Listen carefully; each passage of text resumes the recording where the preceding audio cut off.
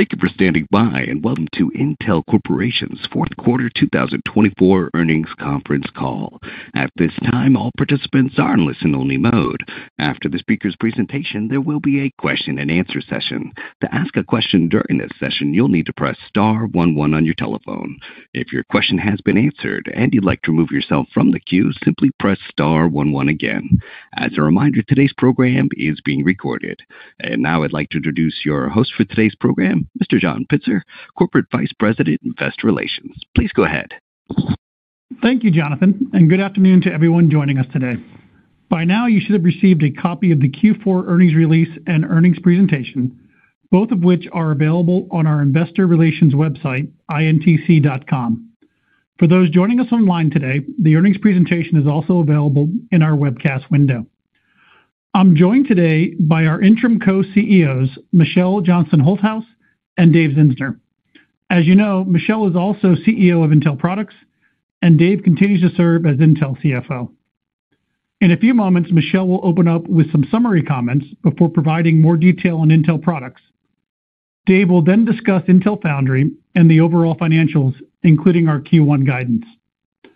Before we begin, please note that today's discussion contains forward-looking statements based on the environment as we currently see it, and as such are subject to various risks and uncertainties.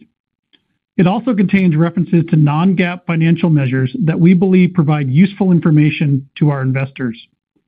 Our earnings release, most recent annual report on Form 10-K, and other filings with the SEC provide more information on specific risk factors that could cause actual results to differ materially from our expectations. They also provide additional information on our non-GAAP financial measures, including reconciliations where appropriate to our corresponding GAAP financial measures. With that, let me turn things over to Michelle. Thank you, John, and let me add my welcome. It's been roughly 2 months since Dave and I stepped into our roles as interim co-CEOs. From day one, we have been working closely together alongside the board to drive better execution of our strategy. There are no quick fixes, and we are committed to improving our performance and rebuilding our credibility through persistent hard work that delivers tangible results. As part of this, we are driving more focused investments across the business. We cannot be all things to all people, and we are prioritizing areas where we can drive differentiated value. We are also continuing to simplify our business and become a leaner, more efficient company. And most of all, we are doing a better job of listening to our customers to ensure we meet their needs. Q4 was a step in the right direction. We delivered revenue, gross margin, and EPS above our guide. Intel Products executed to drive revenue in the quarter, even as PC inventory continued to normalize. And Intel Foundry drove incremental operating efficiencies while achieving key grant-related milestones, which supported solid upside to gross margins. As co-CEOs, you can expect us to be very straightforward and direct. We only make commitments we are confident we can deliver. We firmly believe that what we say is not nearly as important as what we do, and everything we do must be in service of our customers. Innovating to solve their most pressing challenges is the surest path to creating shareholder value. This is the mindset I have brought to my position as the CEO of Intel Products. This is a great business with great people, partners, and IP to design world-class products from edge to cloud. I take nothing for granted, but I firmly believe that the core x86 architecture and the ecosystems we have built and invested in over the decades create a solid foundation for success. Our customers share this view, but they need us to improve our execution and hit our commitments. I am setting clear priorities and directions in each business to drive better outcomes. I think about Intel Products in 3 buckets. First, client edge, second, traditional data center, and third, the AI data center. Let me spend a few moments on each. In client, Intel CPUs power roughly 7 out of every 10 PCs. This is a strong position that gives us advantages in the market. That said, the market is becoming more competitive, especially as we see new entrants trying to participate in the AI PC category. Personally, I thrive on competition. It drives a healthy paranoia across everything we do. And we're using it as motivation to up our game even more. The success of Core Ultra across Meteor Lake, Arrow Lake, and Lunar Lake has established Intel as the market leader in AI PC CPUs, and we remain on track to ship more than 100 million cumulative systems by the end of 2025. We are innovating at scale unlike any of our competitors. This was on display earlier this month at CES, where we launched the enterprise versions of our AI CPUs with compelling new features to Intel vPro. This is a testament to the strong ecosystem we have built with IT departments around manageability, security, trust, and brand.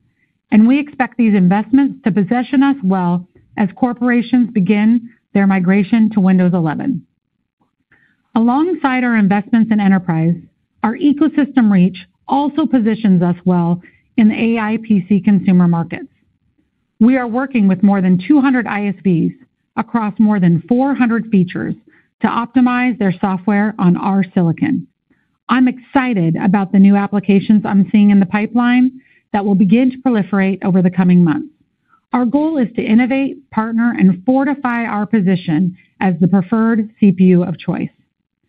Looking ahead to the rest of the year, we will strengthen our client roadmap with the launch of Panther Lake, our lead product on Intel 18A, in the second half of 2025. As the first volume customer of Intel 18A, I see the progress that Intel Foundry is making on performance and yields, and I look forward to being in production in the second half as we demonstrate the benefits of our world-class design and process technology capabilities. 2026 is even more exciting from a client perspective as Panther Lake achieves meaningful volumes and we introduce our next-generation client family code named Nova Lake. Both will provide strong performance across the entire PC stack with significantly better costs and margins for us, enhancing our competitive position and reinforcing our value proposition to our partners and customers. Let me now turn to our traditional data center business. The team has made good progress towards strengthening our offerings and driving better, more predictable execution. This year is all about improving Xeon's competitive position as we fight harder to close the gap to competition. The ramp of Granite Rapids has been a good first step. We are also making good progress on Clearwater Forest, our first Intel 18A server product that we plan to launch in the first half of next year. All of this provides a strong foundation on which to build as we execute. The world's data center workloads still primarily run on Intel silicon, and we have a strong ecosystem, especially within enterprise. We are going to leverage these strengths as we work to stabilize our market share in 2025. One of the ways we'll do this is by re-engaging the x86 ecosystem. We have seen a positive response from the x86 Ecosystem Advisory Group we formed last fall, and we are encouraged by the enthusiasm for building both semi-custom and custom products. This is a big area of opportunity for the business, and we look forward to talking more about this as we have news to share. Turning to the AI data center, I will start by saying that this is an attractive market for us over time, but I am not happy with where we are today. On the one hand, we have a leading position as the host CPU for AI servers, and we continue to see a significant opportunity for CPU-based inference on-prem and at the edge as AI-infused applications proliferate. On the other hand, we're not yet participating in the cloud-based AI data center market in a meaningful way. We have learned a lot as we have ramped Gaudi, and we are applying those learnings going forward. One of the immediate actions I have taken is to simplify our roadmap and concentrate our resources. Many of you heard me temper expectations on Falcon Shores last month. Based on industry feedback, we plan to leverage Falcon Shores as an internal test chip only without bringing it to market.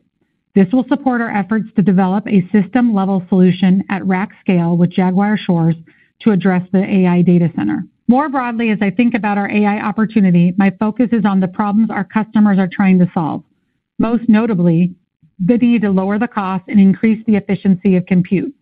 AI is not a market in the traditional sense.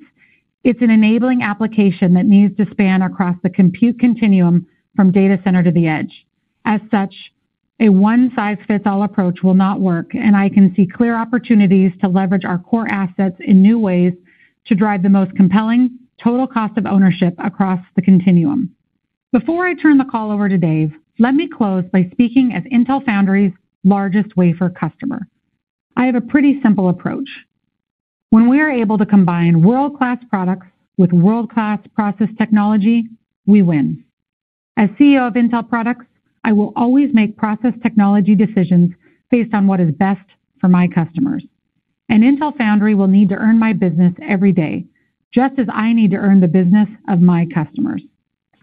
Having said that, I'm confident in Intel Foundry's team ability to support my current and future product roadmap, and I'm excited to do more business with them as their process technology continues to advance.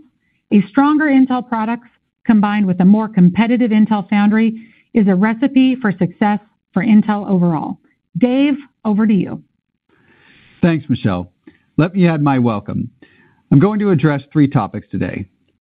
Update on Intel Foundry, second, Q4 and full year financials, and third, our Q1 guidance. Starting with Intel Foundry, I've had an opportunity to meet with a number of our partners and potential customers for Intel Foundry over the last couple months. I come away from those meetings encouraged by the opportunity we have in front of us, and I've received clear feedback on what our customers need from us to succeed. This starts with our execution on Intel 18A. This has been an area of good progress. Like any new process, there have been puts and takes along the way, but overall, we're confident that we are delivering a competitive process. We're excited by the launch of Panther Lake this year and the internal ramp of Intel 18A in the second half that will support increased volumes and improved profitability in 2026. From the perspective of external customers, Intel 18A is a very competitive offering that gives each of them a reason to engage with us. However, Foundry wins are about more than just technology. Trust is also a significant factor. Customers must believe you can execute consistently and be willing to invest in IP to port a design to a new foundry. That's why past transitions in the industry have generally started with customers giving new foundry partners smaller volumes, then gradually increasing as trust grows. We've made good progress, but to accelerate this, I'm asking the team to redouble their efforts on ease of porting, IP availability, and best-known foundry methods. I'm particularly pleased by the willingness of our suppliers and partners to engage with us, augmenting our expertise and hard work with theirs. Job number 1 is earning the customer's trust. The Intel 18A design wins to date provide good validation of the strategy, and we continue to have a healthy RFQ pipeline of potential customers. But we won't win every deal out of the gates. We'll be selective and focus on areas where we are confident that we can be a meaningful contributor to the success of our customer, and we look forward to updating you as RFQs become wins. In addition, we continue to have good momentum in advanced packaging and in our collaboration with Tower Semiconductor and UMC. All 3 are critical to utilize our assets longer for higher rates of return. This is a good segue into my other key areas of focus for Intel Foundry, improving our financials and making sure that we're deploying your capital appropriately. At roughly $18 billion in revenue, Intel Foundry today is larger than all but one external foundry. That's clearly not reflected on our P&L, with negative gross margins and a greater than $13 billion operating loss in 2024. We're going to systematically attack our costs and remain highly focused on our goal of delivering break-even operating income for Intel Foundry by the end of 2027, and we expect to demonstrate improvements this year. The financial benefits of shifting our wafer volume from Intel 7 to Intel 18A, along with learning to run our fabs more efficiently and our process nodes longer, will be important drivers of improving our financials. Beyond 2027, we need to drive to cash flow from operations that supports our capital spending needs and ultimately generate a great return on your capital. I remain very optimistic on our opportunity at Intel Foundry. The pervasive growth of AI is driving accelerating and unprecedented demand for silicon, and there continues to be an unmet need for greater choice and overall manufacturing capacity in the industry today. TSMC is a valued supplier to Intel Products, an important partner to IMS, and they've established a very high standard for what it takes to be a world-class foundry.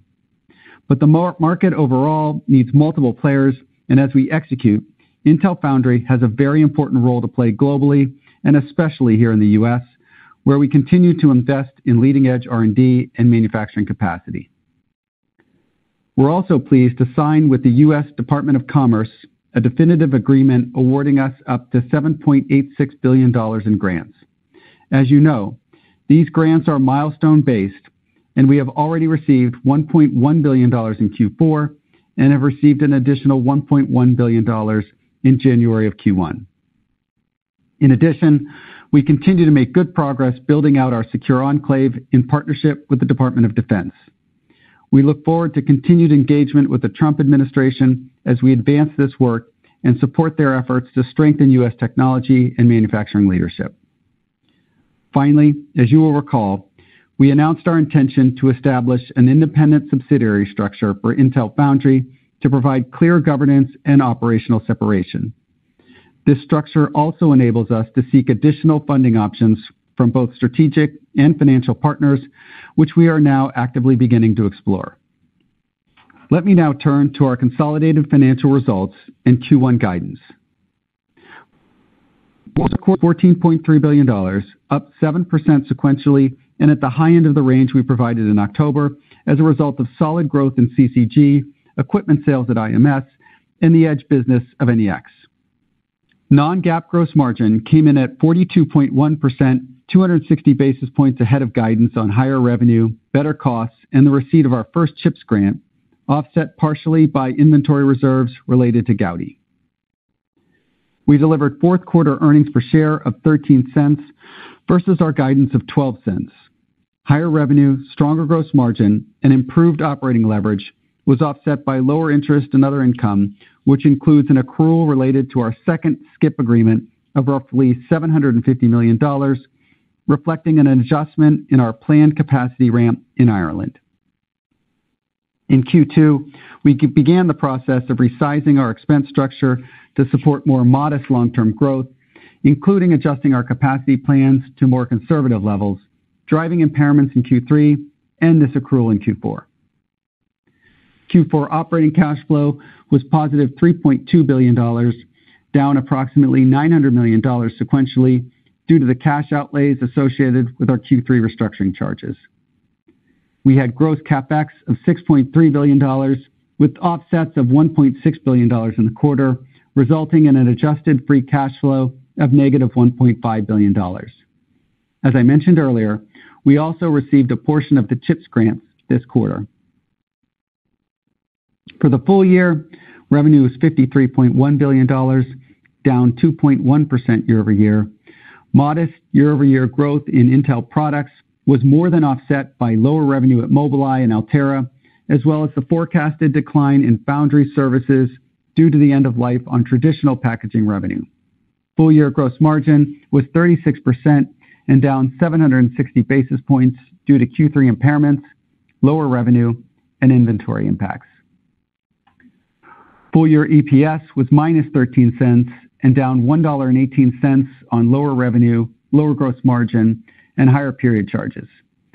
We generated $8.3 billion in cash from operations, made $24 billion of gross capital investments, and generated capital offsets of approximately $13.4 billion from SCIP partner contributions and government grants and incentives. As a result, adjusted free cash flow was minus $2.2 billion, and we ended the year with $22.1 billion of cash and short-term investments. Moving to segment results for Q4, Intel Products revenue was $13 billion, up 7% sequentially. CCG revenue was up 9% quarter-over-quarter as the rate at which our customers digested inventory slowed meaningfully from Q3. While difficult to quantify, we suspect a portion of Q4 revenue upside was due to customers hedging against potential tariffs.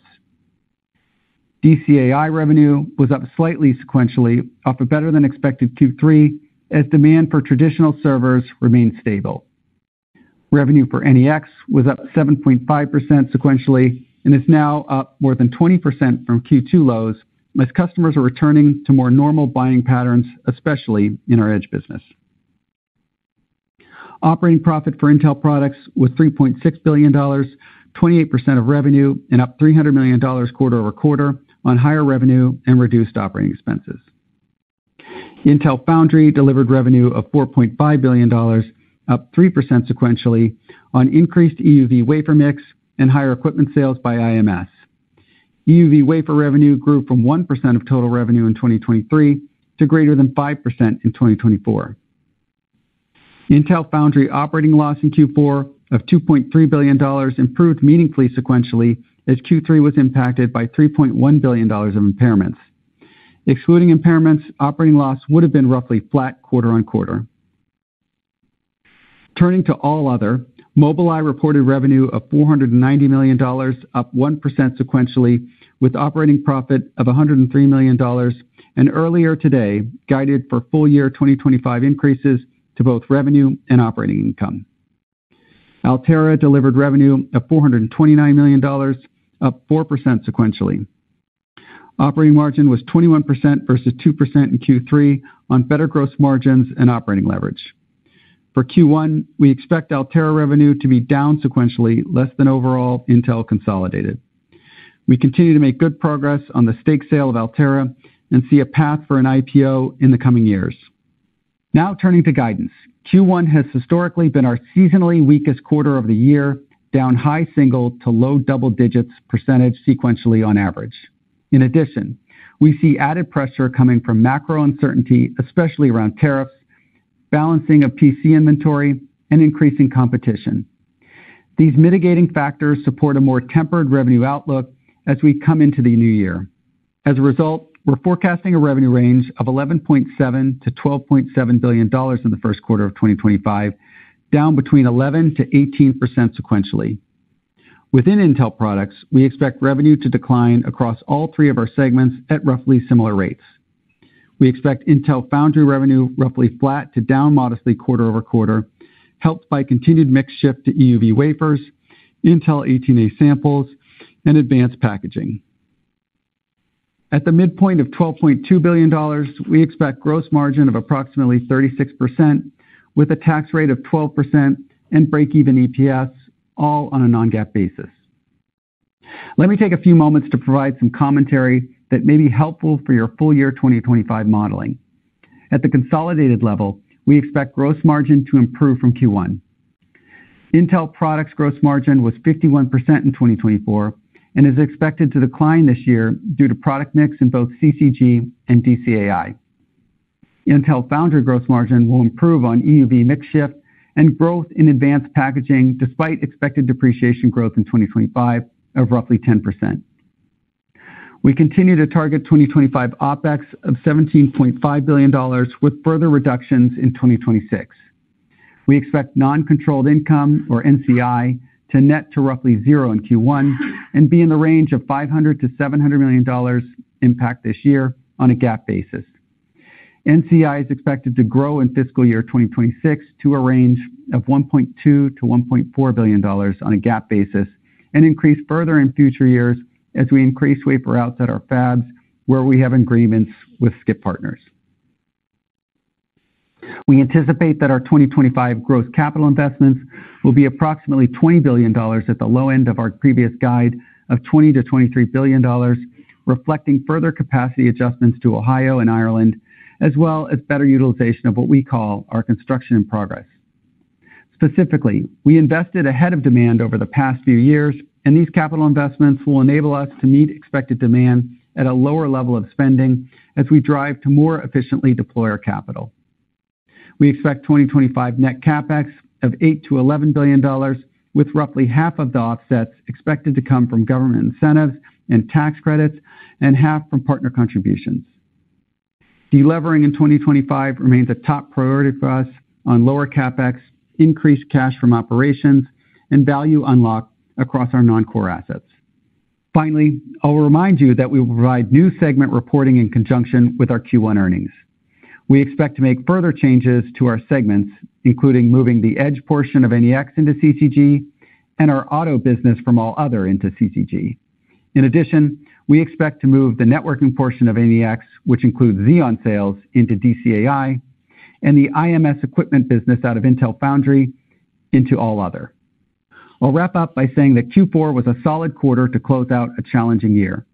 With that said, our profitability is below where it needs to be, and we must enhance our competitive position in the market. Michelle and I will continue taking actions to improve the operational and financial trajectory of the business. We'll remain focused on building a stronger Intel Products business and becoming a more efficient Intel Foundry. And by driving continued progress in these areas, we're confident in our ability to unlock value for our stakeholders. Before we open the line to questions, it's worth mentioning that the board remains intensely focused on the search for a permanent CEO. The search is progressing, but we have nothing new to report and won't be able to add additional information on this topic today. With that, I'll turn it over to John to start the Q&A. Thank you, Dave. We will now transition to the Q&A portion of our call. As a reminder, we would ask each of you to ask one question and a brief follow-up question where applicable. With that, Jonathan, can we take the first question, please? Certainly. And our first question for today comes from the line of Ross Seymore from Deutsche Bank. Your question, please. Hi, guys. Thanks for letting me ask a question. I guess the first one would be for MJ. You talked about no quick fixes, but a lot of things to improve the roadmap, specifically on the DCAI side of things. Can you talk about how much you think Granite is closing the gap? It sounds like Clearwater Forest is not mentioned nearly as much as far as a 2025 event, neither from a launch or from a revenue perspective. So if there's any updates on that. And then just overall, what it's going to take and when do you think we will be able to externally see that gap close versus competitors? Sure. Thanks for the question, Ross.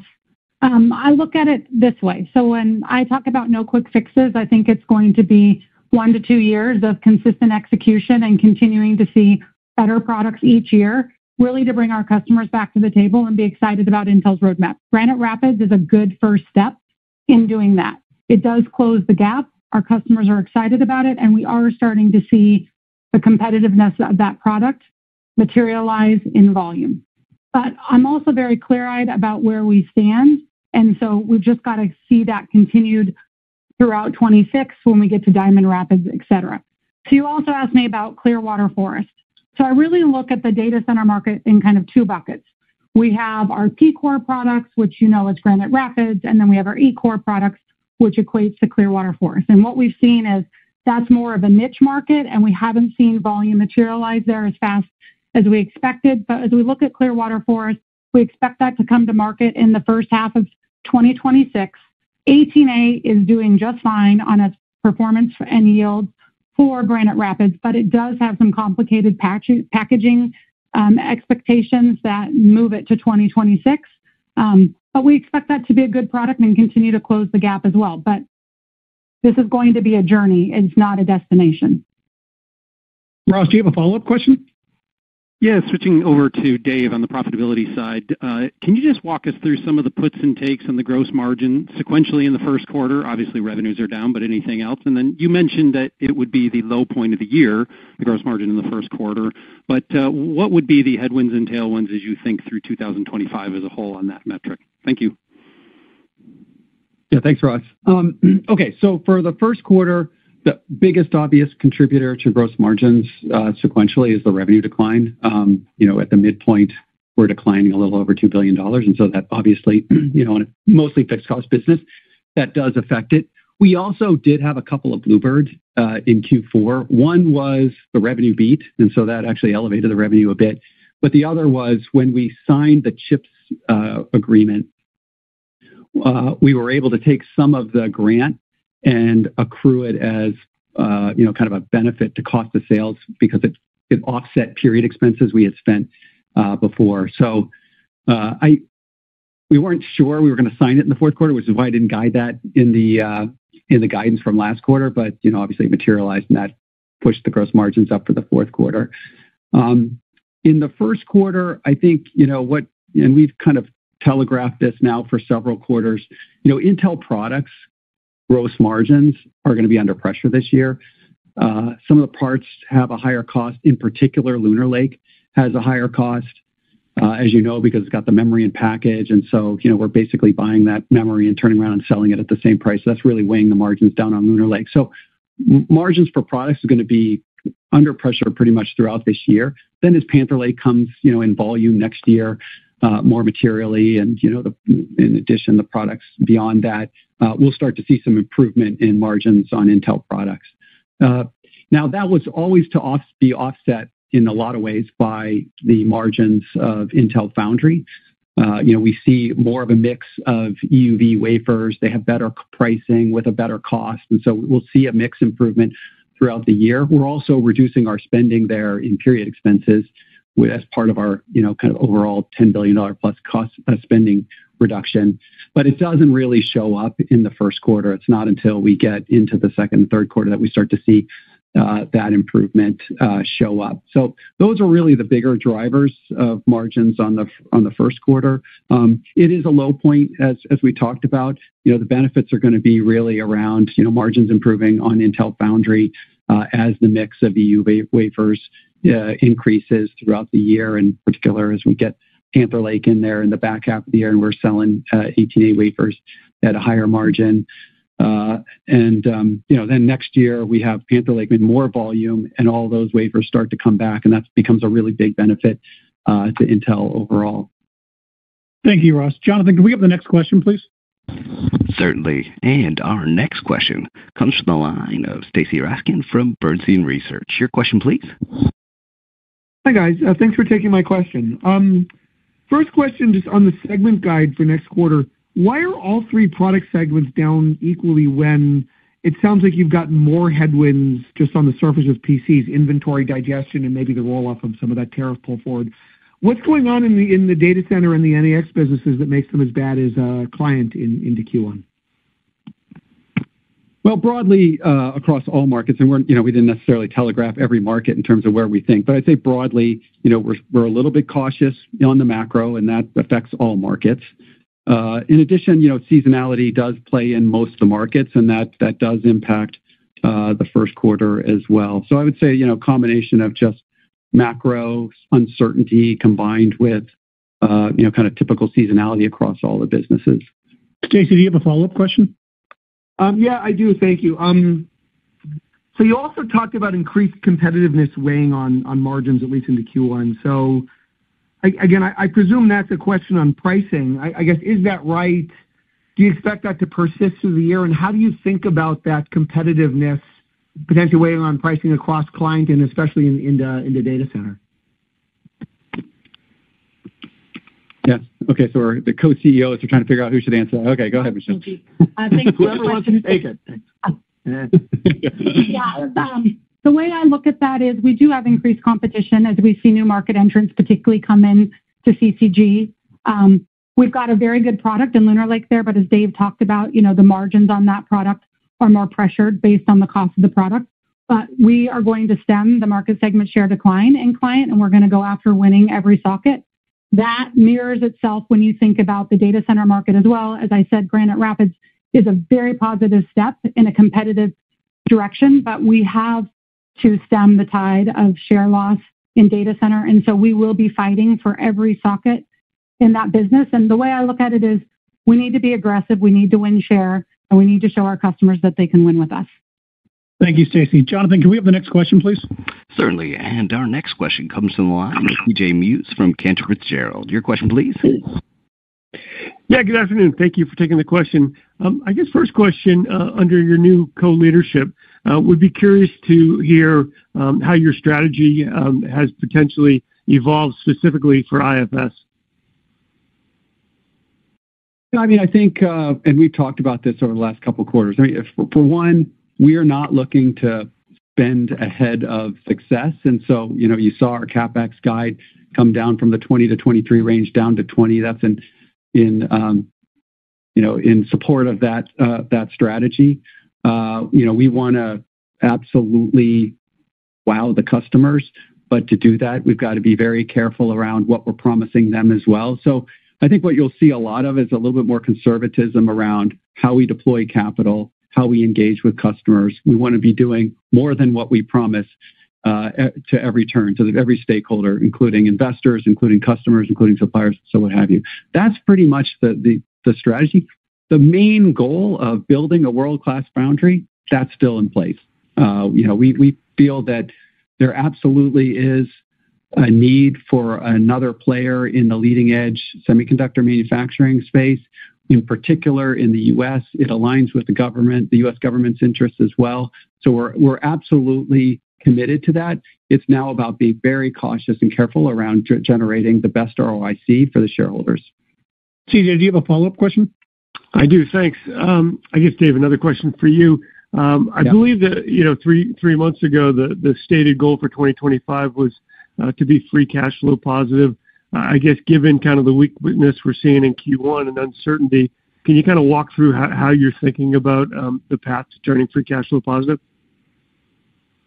Yeah, so we're not obviously guiding, beyond the first quarter, but I would just say we did a very good job in a challenging situation in 2024 around cash flow from operations by driving strong working capital improvements, and we adjusted CapEx accordingly, and that helped stem the tide. So while we were negative in 2024, we were closer to zero than we should have been based on the top line results. I'd say it's more about the same in 2025. We're going to be acutely focused on cash flow from operations, really managing working capital effectively. We adjusted the CapEx down, as I talked about, in relationship to a different outlook. We do expect some pretty significant offsets as well, more than $10 billion of offsets, which will also help. I won't throw out a number yet for adjusted free cash flow for the year, but I would just say that it's a focus that we're where we want to improve. I would say in addition to that, we have these non-core businesses, and we see opportunity to monetize there. That will help us delever because that's a focus of ours in 2025. We are far along on the process of Altera. I suspect that by the time we get to earnings next quarter, we'll have something to say there that will help generate some cash that we can use to delever. Thanks, CJ. Jonathan, can we have the next question, please? Certainly. And our next question comes from the line of Joe Moore from Morgan Stanley. Your question, please. Great. Thank you. In the prepared remarks, you made reference to the sort of tempering of expectations of Falcon Shores. Can you talk about, what was behind that and kind of what does it take for you to get competitive in that space? Yeah, of course I can, Joe. I think it really comes down to taking the time over the last 6 weeks to actively engage with the teams, look at our roadmaps, look at where we are from a competitive perspective and from an execution perspective. And that really resulted in that decision. A lot of conversations with my customers as well in regards to what do they see is needed to be competitive and to deliver the right product. And so when I looked at that, obviously we have our Gaudi product. We're learning a lot from that. But one of the things that we've learned from Gaudi is it's not enough to just deliver the silicon. We need to be able to deliver a complete rack scale solution. And that's what we're going to be able to do with Jaguar Shores. Falcon Shores will help us in that process of working on the system, networking, memory, all the component functions of that. But what customers really want is that full scale rack solution. And so we're able to get to that with Jaguar Shores. I think we've also seen a lot this week with DeepSeek and a lot of the excitement around not one size fits all. And so I'm also trying to look at the roadmap to say there's a lot of IP and assets that we have as Intel Product Co. that we can leverage to address this market. We've got great CPUs, GPUs, ASICs, FPGAs, and we need to figure out how we harness those because if we've seen anything this week, when there are constraints put on customers, they figure out different ways to deploy technology. And so that's also a great opportunity and something that I'm looking at if there's ways that we can be disruptive there. Joe, do you have a follow-up question? I do, and thank you for your candor about all of that. I think separately, you mentioned in the prepared remarks about potentially seeing tariffs driving some pull forward. Can you just talk about how pervasive that might be? Is that conservatism that might be happening? Are you seeing evidence that that's happening? Just some color on where that's coming from. Yeah, I mean, we obviously have a fairly good sense of what customers need from quarter to quarter, and in a couple of instances, customers ordered more than we think they were digesting, and so it was really just the analytics that gave us insight into they're doing that for a reason, and we know tariffs are a big subject of a lot of our customers. It was in the region you might expect, in the Asian region, that we saw this. It's hard for me to extrapolate this beyond this quarter. Lots not known yet around what might be the plans on tariffs. I just thought it was a little bit of hedging going on by customers that pulled revenue into the fourth quarter and away from the first quarter. Thank you, Joe. Jonathan, can we have the next question, please? Certainly. And our next question comes from the line of Timothy Arcuri from UBS. Your question, please. Thanks a lot. Dave, I also wanted to ask about gross margin. I think the message you were saying is that it's kind of 60% incremental, and that was kind of off of the 39.5 that you guided for Q4. But obviously, you came in, you had these one-timers, and now we're down in March. So can you just sort of level set us for kind of how to think of the incrementals from here? Incrementals from Q1, in other words, into Q2, 3, and 4? Is that what you're saying? Yeah, just kind of is it off of 39.5? Is it off of 36.5? Yeah. The rule of thumb has generally been 60% in this period of what I call catch-up. Obviously, we think we can do better fall-through as we get more stabilized. The one dynamic in 25 is this kind of margin pressure around product like Lunar Lake. That probably pulls the range down to probably something more like in the 40 to 60% fall-through is probably the right way to think about it, just for that dynamic. Now we get into 26 and you start to see a lot more 18A volume through Panther Lake. I think we're in the 60% plus range at that level. Tim, do you have a follow-on question? I do. Yeah, Dave, also, so you took the CapEx to the low end, but there's $1.2 billion outflow that's in the financing section of the cash flow statement. What is that? I guess I'm trying to figure out, just on an apples-to-apples basis, is CapEx really coming down this year? And is that line item in the financing section, is that going to keep getting bigger this year? Thanks. Yeah, no, let's see, let me go back in the CapEx.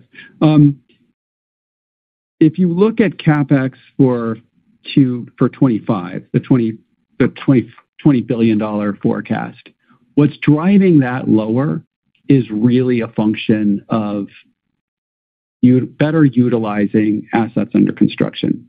So, our philosophy had been to invest kind of ahead of what was required, and we built up a pretty significant balance in assets under construction. I mean, to the tune of greater than $50 billion. So we actually have a lot of capital on the balance sheet that really hasn't been deployed.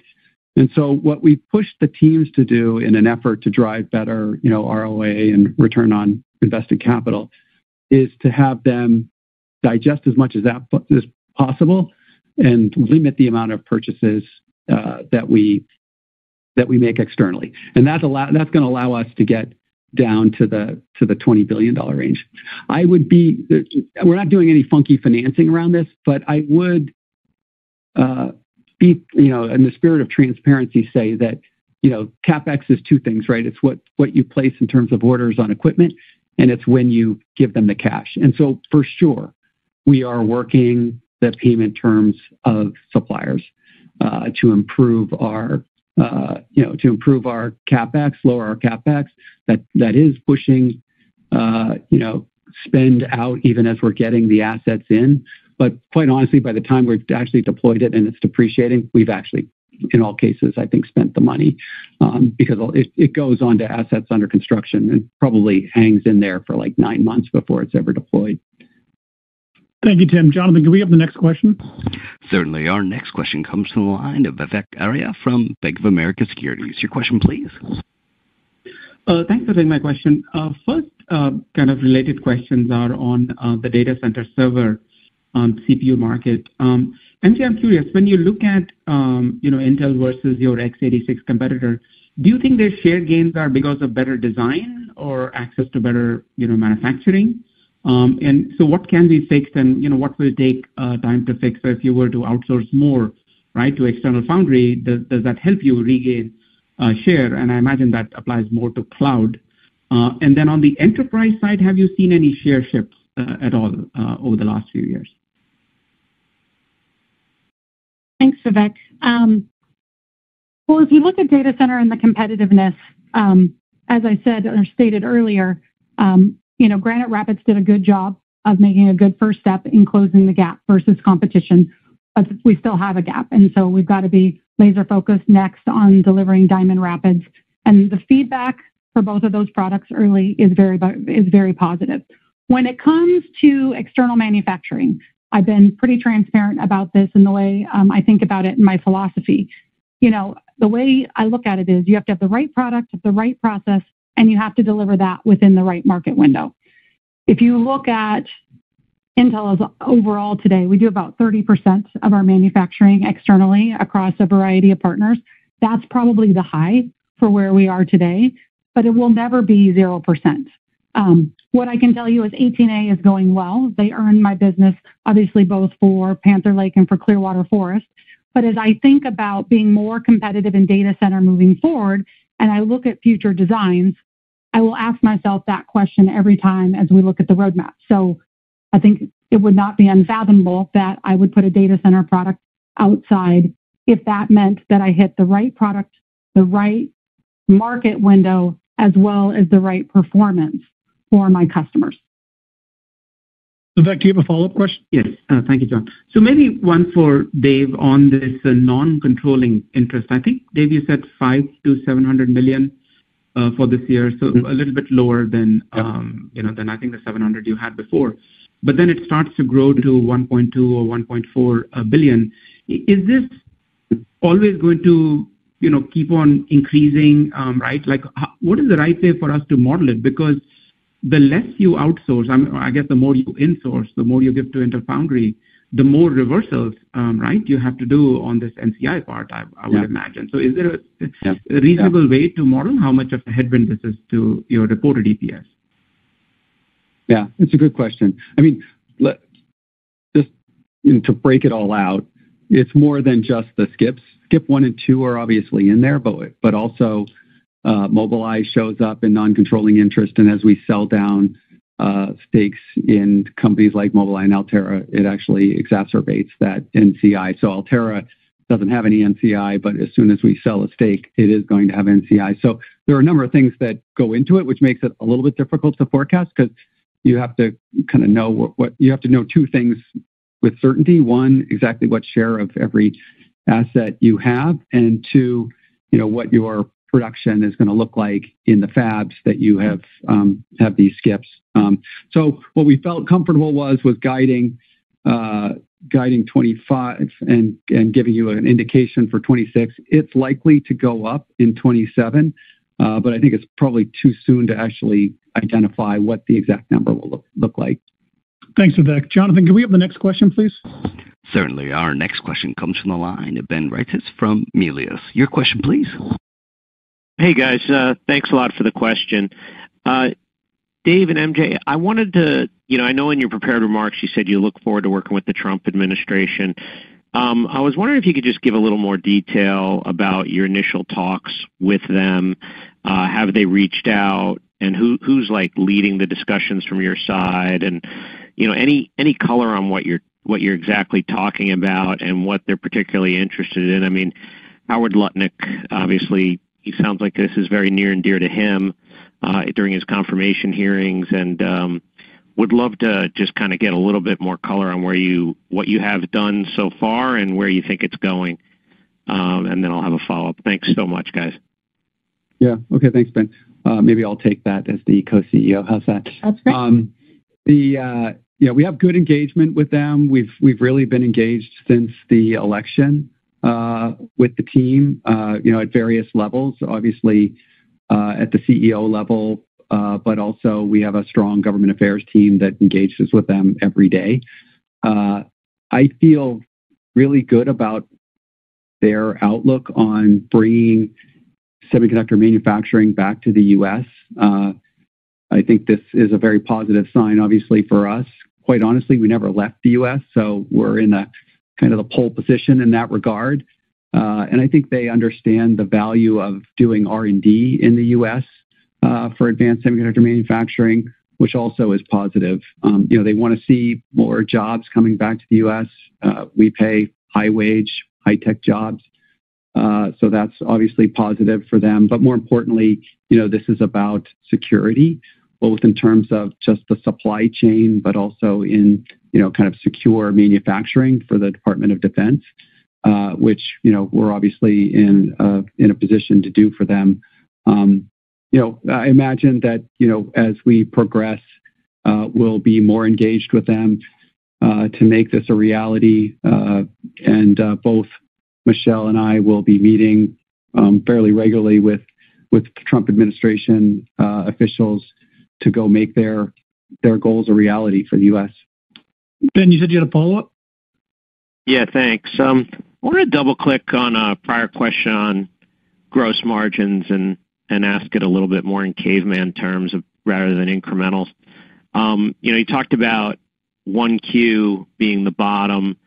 I'm trying to figure out, how high, it goes sequentially as we go throughout the year, given it sounds like you're going to be a lot more price aggressive in server CPUs and client CPUs from what I heard. So, in addition to, I'm trying to balance that with the thought of outsourcing more to TSMC for the year, et cetera. So if that's the low point, I guess what I'm trying to say, can you be more prescriptive in light of that pricing comment I made? And if it's right, then just give us a little more color on where we go from the 1Q. That'd be great. Thanks. Yeah. I mean, we intend to be competitive in the product space. And also, as I mentioned, the cost structure is, under some pressure, in particular because of Lunar Lake. So that absolutely will impact the gross margins on products. There won't be a lot of lift in that business unit through the year. And it's really not until Panther Lake comes that they, I think, start to see some better cost structure and, have a part that's very competitive that I think allows us to, perhaps even relax some of that pressure in a competitive market. That said, the foundry business will see improvements. Over the course of the year, more wafers will be coming back with Panther Lake.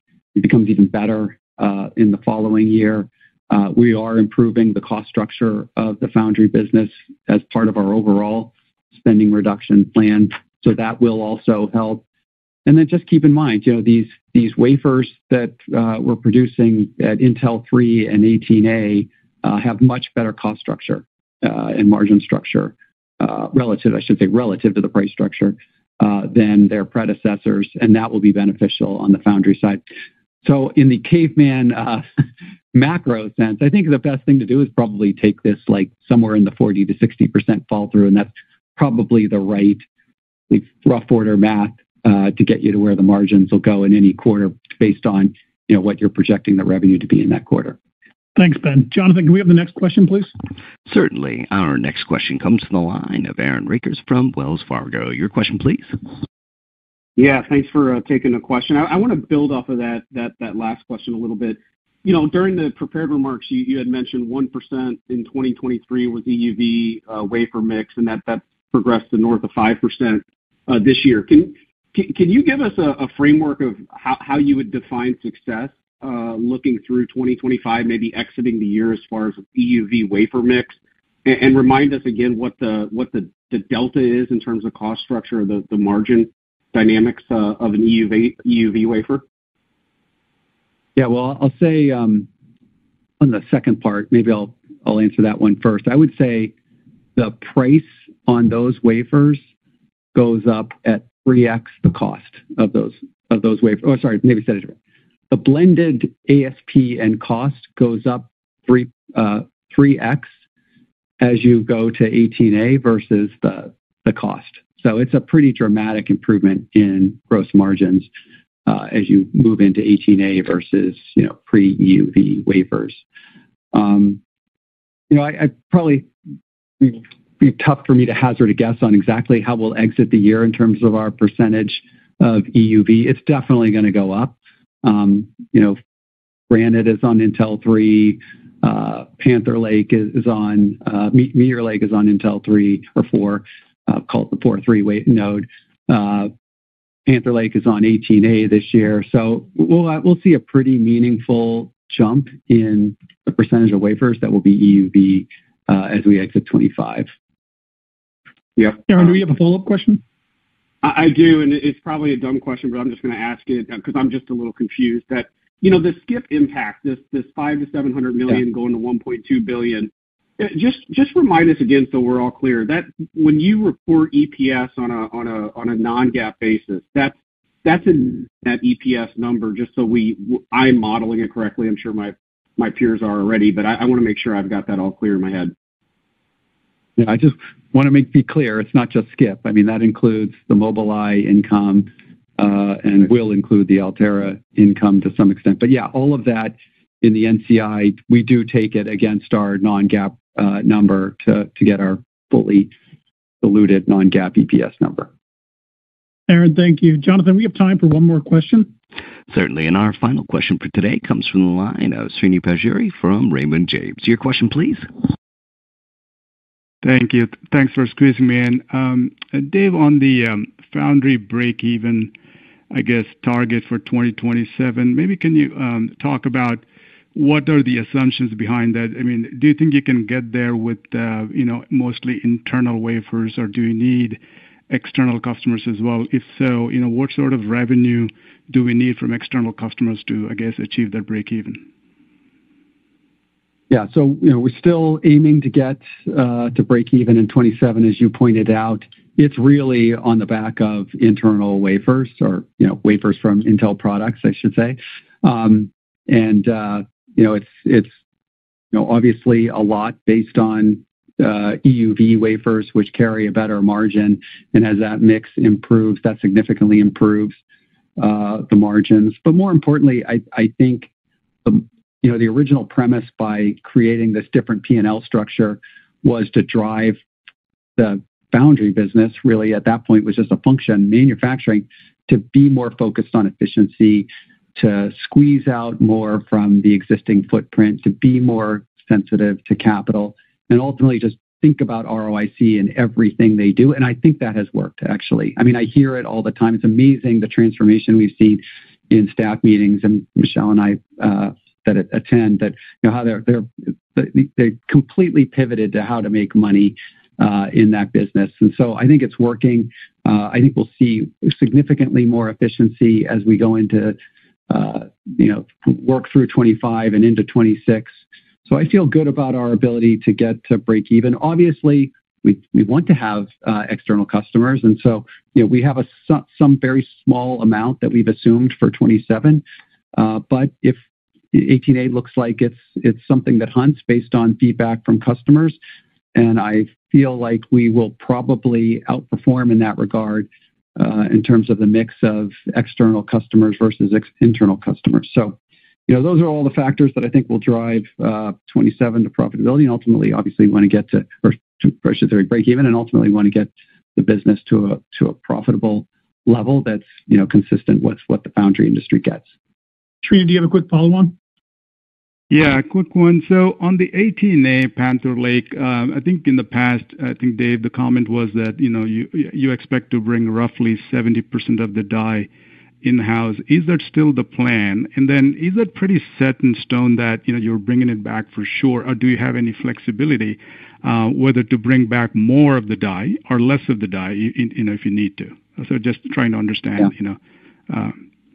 Yeah, I'm going to let Michelle answer that because it really is her decision on how she builds her products. Yeah, so we did move Panther Lake inside, and it's an 18A design win. But as I stated before, we look at each generation of product based on what's the right product, what's the right process, what's the right market window, and what allows our customers to win. So for Panther Lake, that was 18A. And as I said, we're very happy with where we are from a performance and yield perspective at this point in the process. So that will stay on 18A. Then as you look forward to, our next generation product for client after that, Nova Lake, we'll actually have die both inside and outside for that process. So you'll actually see compute tiles inside and outside. Again, it's about optimizing to what allows us to win in the market, what allows us to win with our customers, and optimizing the overall product portfolio. Because at the end of the day, if our customers are successful, we win. That drives more, wafers in Intel Foundry, and that allows us to win. But I'll continue to have a balance. And as I said, we'll be doing the same look across our data center portfolio as well. All right. Thanks, Michelle. With that, let me wrap up by saying thank you, as always, for joining the call. MJ and I appreciate the opportunity to discuss our progress and the actions we've taken. Q4 was a good step forward, obviously, but we have a lot of hard work ahead of us, and we're looking forward to updating you as we go along. We hope to see many of you in person at the investors conferences we'll be attending in Q1. And I'd also like to highlight that the Intel Foundry team will be hosting their second annual Direct Connect user event on April 29th in San Jose. And we hope many of you will join that in person. Thank you and good night. Thank you. Thank you, ladies and gentlemen, for your participation in today's conference. This does conclude the program. You may now disconnect. Good day.